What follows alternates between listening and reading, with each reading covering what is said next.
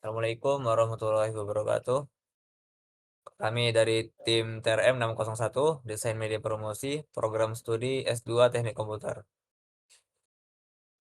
Saya perkenalkan, saya Ketua Tim, nama saya Ahmad Sani Rauf. Nama saya Rahmat Bahari. Nama saya Angelo Cristiano.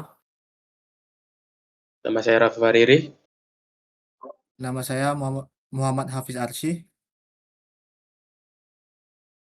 Oke, next slide. Dalam penelitian ini, latar belakang dibagi menjadi 3 poin utama. Pertama, materi promosi untuk program magister di Politeknik Negeri Batam masih terbatas sehingga informasi belum tersampaikan secara efektif.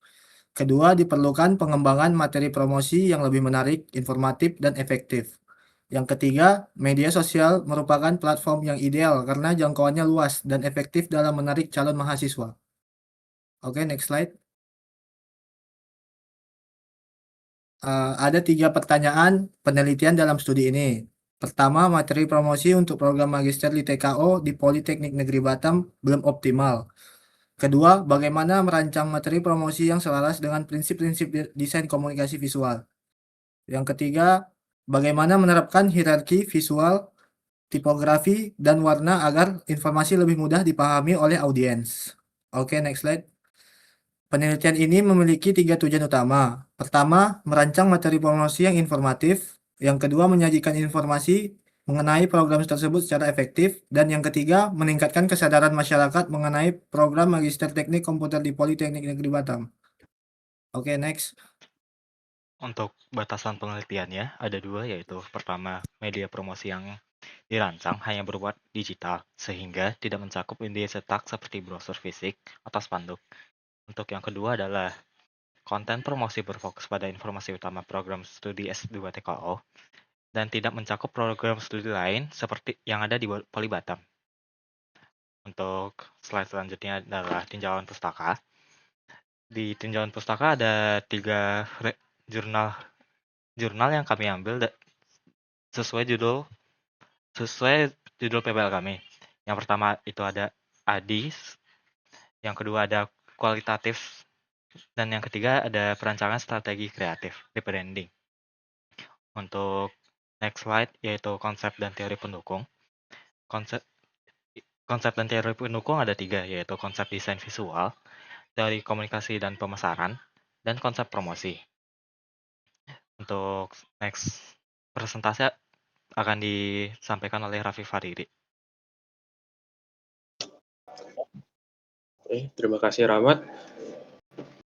Menjelaskan kerangka konseptual penelitian yang dimulai dari masalah promosi S2 TKO Poli Batam yang belum optimal.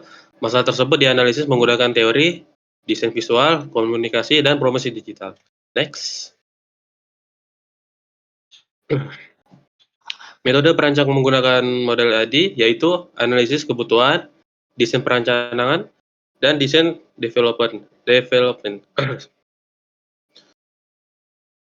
dan evaluasi dan penilaian efektif hasil.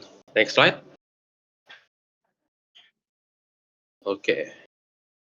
Bab ini membahas tahap analisis menggunakan mapping untuk merancang media promosi S2, teknik komputer, lalu analisis meliputi pengumpulan data, wawancara, dan studi literatur, landasan teori serta pendahuluan.